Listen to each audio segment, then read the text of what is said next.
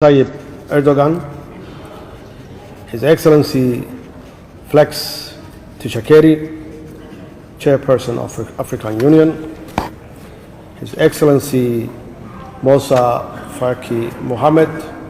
madaxweynaha Soomaaliya Maxamed Cabdilaahi Farmaajo ayaa waxa uu khudbad ka jeediyay shirka Afrika iyo Turkiga ku dhexmaraya magaalada Istanbul ee dalka Turkiga.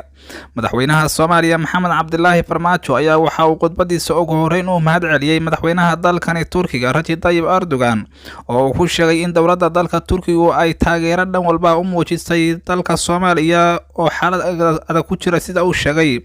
waxa uu sheegay madaxweynaha Soomaaliya Maxamed Cabdilaahi Farmaajo inuu uga mahad celinayo madaxweynaha dalkan Turkiga Recep Tayyip Erdogan oo uu sheegay in dowladdiisu ay xilli adag soo gacan qabatay sida uu sheegay.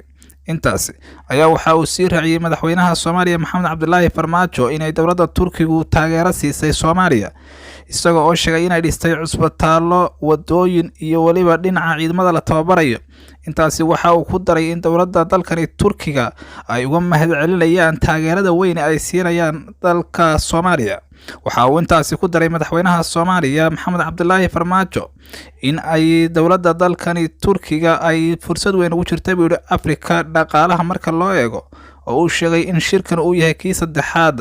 intaasi waxa uu ku daray madaxweynaha Soomaaliya in dowladda dalkan Turkiga ay hadda Afrika ay ugu jirto dan weyn oo dhinac walba leh uu iskaashiga iyo waliba dhanka kale ee wada shaqaynta sida uu sheegay. madaxweynaha dalka Djibouti Ismaaciil Cumar Geele oo isaguna khudbad halkaasi ka jeediyay ayaa waxa uu shaaca ka qaaday in ay soo dhaweynayaan dowladda dalkan Turkiga in ay xiriir la yeelato Afrika oo dhanka ganacsiga iyo dhanka iskaashiga. Ra'iisul Wasaaraha Itoobiya Abiy Ahmed ayaa waxa uu isna shaaca ka qaaday in ay dowladda dalkan Turkiga Afrika hadda dan weyn ay ugu jirto in ay la yeelato xiriir sida ay sheegeen. shirkan ayaa waxa uu maanta ku soo gabagabay magaalada Istanbul ee dalkan Turkiga iyadoo warmurtiyeed laga soo saaray in dowladda dalkan Turkiga iyo Afrika ay wada shaqayn yeelataan dhanka ganacsiga iyo waliba dhanka kale ee ciidamada sida la sheegay oo ay taageero ka geysan doonto baa la yiri dowladda dalkan Turkiga. waxaana shirkan uu noqonayaa kii saddexaad ee dhexmara Afrika iyo Turkiga.